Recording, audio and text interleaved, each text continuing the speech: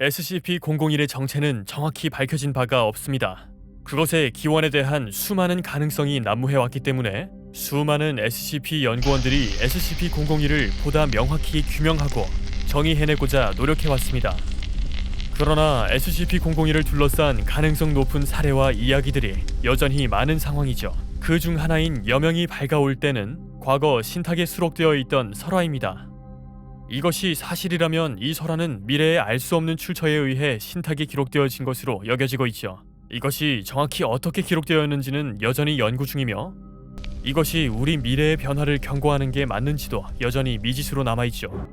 SCP 익스포즈에 오신 것을 환영합니다. 오늘은 여러분께 SCP-001을 소개해드리려 합니다. XK 클래스의 세계 종말 시나리오죠. 이 케이스의 디테일한 지점들은 향후 사건들이 어떻게 전개될지에 달려있습니다. 그러나 우리의 관점을 어디에 둘 것인지도 중요한 부분입니다. 최근 SCP-001은 다각적으로 분류되어 있습니다. 이것은 SCP-001이 규정되기 어려움을 방증하죠. 우선 SCP-001은 시점을 알 수 없는 사건 이후 태양에 붙여진 명칭입니다. 단 24시간 만에 68억 명의 사상자를 발생시킨 사건이죠. 당시 SCP-001이 발생시킨 피해는 강력한 자외선의 영향은 아니었던 것으로 보입니다. 그보다는 가시광선 내의 빛에 의한 것이었죠. 이 현상은 월광에서도 비슷하게 나타났습니다. 태양에 의해 생성된 빛에 노출될 경우 살아있는 유기 생명체는 해당 태양빛에 의해 즉시 액화됩니다. 액화는 유기체와 태양빛이 접촉한 지점부터 시작되죠. 효과는 유기체 전체가 완전히 녹아내릴 때까지 지속됩니다. 이는 마치 녹아내리는 밀랍을 연상시키는데요. 얼마나 빨리 녹느냐는 태양빛 노출 정도와 유기체의 크기에 따라 달라집니다. 물론 형태가 완전히 액체로 변한다고 해서 유기체가 죽는 것은 아닙니다. 유기체가 변이되면 SCP-001-A로 명명됩니다. 이 유기체들은 노출 이후 젤리와 비슷한 재질을 가지게 되죠. 식물들은 특히나 불안정한 물질적 구조를 가지게 됩니다. 물론 광합성과 산소 생성은 계속할 수 있지만 비행 가능한 생명은 날아다니는 능력을 잃게 됩니다. 이 때문에 수많은 새가 죽게 되었고 결국 조류수 급감으로 이어졌죠. 다른 동물들도 태양빛에 노출되었을 경우 인간과 같은 영향을 받습니다. SCP-001-A로 변환된 인간은 예전 같지 않지만 감정과 기억, 이동 능력을 모두 가지고 있습니다. 또한 그들의 물질적 특성 탓에 두 SCP-001-A 개체는 분자 단위에서 다른 개체와 몸을 합칠 수 있습니다. 이러한 현상은 개체에게 큰 고통이나 괴로움을 주지는 않는 것으로 보입니다. 대신 움직이는 속도는 조금 느려지죠. SCP-001 도래 이후 대부분의 개체들은 적당한 크기의 집합군들을 이루었습니다. 그들은 미끄러지듯 땅 위를 헤쳐가며 스스로를 움직이거나 가끔 자신을 절반으로 나누어 더 빠르게 움직일 수 있도록 했죠. 특성상 SCP-001은 격리 및 관리가 어렵습니다. 재단 직원은 가능한 모든 방법으로 재단에서 가장 큰 보안시설인 제19기지로 이동할 것을 권장받습니다. 누구든 O5 구성원의 행방에 대해 알고 있는 직원은 정보를 관리자에게 전달해야 합니다. 실외를 돌아다니고자 하는 생존자는 반드시 온몸을 보호복장으로 가려야 합니다. 여러 겹을 덧입으면 더 좋습니다. 걸어다니는 것은 최소화하는 게 바람직합니다. 도시와 인공구조물들은 가장 훌륭한 보호막이 됩니다. 비행기는 가장 안전한 이동수단이죠. SCP-001에 노출된 직원은 잃은 것으로 간주합니다. 위태로운 직원은 버려지는 것이죠. 물론 안락사는 실시하면 안 됩니다. 몸집이 비대해진 SCP-001 개체들의 집단은 어떤 수를 써서든 피해야 합니다. 한편 대상을 얼어붙을 정도로 낮은 온도에 노출시키면 개체를 묶어둘 수 있습니다. 열과 전기는 효율이 떨어지지만 작동하긴 하죠. 실험에 따르면 SCP-001-A는 상대적으로 섭취가 용이합니다. 다만 이는 최악의 경우에만 고려되어야 할 선택지입니다. SCP-001-A는 소화장기와 함께 재조직될 수도 있기 때문에 먹게 된다면 장기가 막히지 않기 위해 적당량만 섭취해야 합니다. 현재 제19기지에 배치된 직원들은 외부 행성 식민지화안을 고려하고 있습니다. 이를 위한 우주선은 태양빛이 내부로 침투하지 못하게끔 설계되어야 하죠. 그러나 이를 위한 연구는 아직 시작 단계에 불과합니다. 관리자들은 여전히 외부에 남아있는 생존자들을 향해 다음 메시지를 남겼습니다. 가족이나 아니길 바라지만 아이가 있는 분들에게 진심으로 죄송하다는 말씀을 드립니다. 그들이 허무한 죽음을 맞이하지 않도록 서두르십시오. 우리에겐 여전히 시간이 있습니다. 인류의 미래를 위해 제19기지로 오십시오. 가능한 많은 사람들이 오시길 바랍니다. 어둠을 가까이 하시고 빛을 멀리 하십시오. 관리자 올림. 현재까지 SCP-001의 발생 원인 혹은 원리는 밝혀진 바가 없습니다.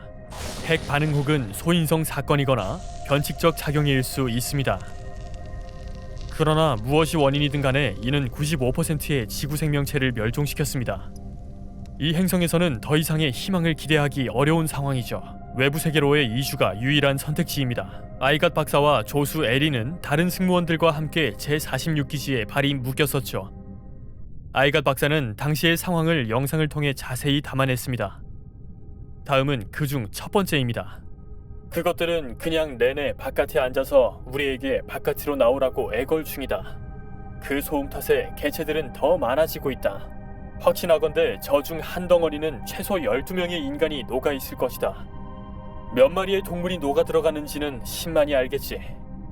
끊이지 않는 비명과 피자국들, 불쾌하게 끼익거리는 소리는 지옥보다 더 시끄럽게 울려 퍼진다. 우리가 여기 있는 걸 알고 있는 만큼 순순히 떠날 것처럼 보이진 않는다. 디계급 요원이 나가서 대화를 시도해보게끔 하고 개체들을 끌어내려는지 확인해보았다. 그의 유일한 요구는 총 한 자루였다. 죽을 준비가 되었던 것일까? 그는 그냥 그렇게 나가서 멀뚱히 서 있다가 개체로 변이 되었다. 다 계획이 있었던 것인지 이 사무실에는 탈출할 수 있는 터널이 하나 있었다. 기지 아래에 있는 전차를 활용하면 안전한 장소인 제19기지까지 이동할 수 있다. 그 이후 몇 주 동안이나 새로운 기록이 없었죠. 그리고 조금 더 지나서 가슴팍이 피범벅이 된 아이갓 박사가 고통스러워하는 기록을 남겼습니다. 그는 손에 무언가를 쥐고 있었습니다. 곧 그것을 카메라 앞으로 들어 올렸죠. 그것은 바로 결혼 반지가 끼워져 있는 절단된 손가락이었죠. 그를 데려가 아리, 그는 죽었어. 그것들이 천장을 통해 내려와서 질질 그들 속으로 끌어가더니 그 빛이 그들을 잡아챘고 옷들은 그리고 잠시 후 무전기에서 한 목소리가 흘러나오자 그는 말하기를 멈췄습니다. 게리? 아이갓 박사를 불렀죠. 아이갓 박사는 얼어붙었습니다. 그리고는 속삭였죠. 아리, 너야? 너 어디야? 난 왜 아직 여기 있는 거야? 여보세요? 아이갓 박사는 눈물을 흘리기 시작했습니다. 상대는 아리가 아니라 아리의 자네인 것을 알아차렸기 때문이죠. 자기야, 괜찮아. 나 진짜 괜찮아. 여기 맑고 화창한 날이야. 우리는 다 같이 기다리고 있지. 아이갓 박사는 흐느끼며 무전기를 껐습니다. 동시에 축축한 아리의 목소리도 끊어졌죠. 이후 수일 동안 아이갓 박사의 기록은 없었습니다. 그러나 마침내 우리는 마지막 영상과 이어지는 녹화본을 입수했습니다. 녹음 동안 나는 벙커 내에 앉아 있었다. 뒤편이 보이는 철문은 미친 듯이 쿵쾅대고 흔들린다. 문 뒤편에서 목소리들은 뒤섞여 들려왔다. 그 중 하나는 확실히 아리의 목소리였다. 물론 저게 진짜 그는 아니겠지만 닥터 아이갓은 어쩔 줄 몰라 했죠. 그가 아니야. 그가 아니지. 소리는 비슷하지만 절대 아니야. 저들은 그냥 나를 밖으로 빼내려는 거야. 난 저딴 속임수에 속지 않아. 절대로. 아무리 아리와 같이 있고 싶어도 안 돼. 그때 굉음과 함께 벙커의 철문이 부서졌습니다. 그리고는 유기체 덩어리가 문간을 넘어오기 시작했죠. 그들은 즉시 아이갓 박사에게 몰려들었습니다. 카메라 녹화는 넘어진 아이갓 박사 앞으로 몰려드는 덩어리들 장면을 마지막으로 곧 종료되었습니다. 한 덩어리의 손을 확대해보면 무명지가 잘려나간 것을 확인할 수 있습니다. 이 사고 이후 아이갓 박사는 죽거나 개체 변이된 것으로 여겨지고 있습니다. 이는 아이갓 박사가 이후에 남긴 기록 확인 이후 명확해졌죠. 이번 기록은 비디오가 아닌 글귀의 형태였습니다. 재단 직원들은 이것이 개체 변이된 아이갓 박사의 몸통이 작성한 것이라는 이론을 제시했습니다. 샛노란 하늘은 자결하는 태양을 떠오르게 하네. 우연한 만남, 어색한 자랑들, 내 사랑, 언젠가 우리는 하나가 될 거야. 이제 여기 누워 사라지는 삶을 바라보니 바깥의 빛을 피한 어둠에서는 빛빛 하늘이 횃불을 안아올리네. 우리의 태양 같은 하늘을. 기록의 남은 부분은 설화 속에 있습니다. 여기까지가 현재까지 밝혀진 내용이죠. 살아남은 자들이 탈출 계획을 개발할 수 있었는지는 불확실합니다. 재단 직원들은 이 정보들이 미래로부터 과거로 어떻게 전해 내려왔는지 알지 못합니다. 혹여나 미래로부터 온 게 아니라면 이 모든 사례들은 그냥 설화에 의해 만들어진 것일 수도 있겠죠. 혹은 100% 사실일 수도 있고 비극적 인류 종말을 예견하는 것일 수도 있죠. 어떤 방향이든 O5 구성원들은 재단의 SCP-001의 발생을 대비해야 한다고 권고했습니다. 이번 SCP 케이스에 대해 어떻게 생각하시나요? SCP-001의 기원에 대한 이론이나 정보가 있으시다면 댓글로 알려주세요. 그럼 다음 영상에서 다른 SCP 케이스로 만나요.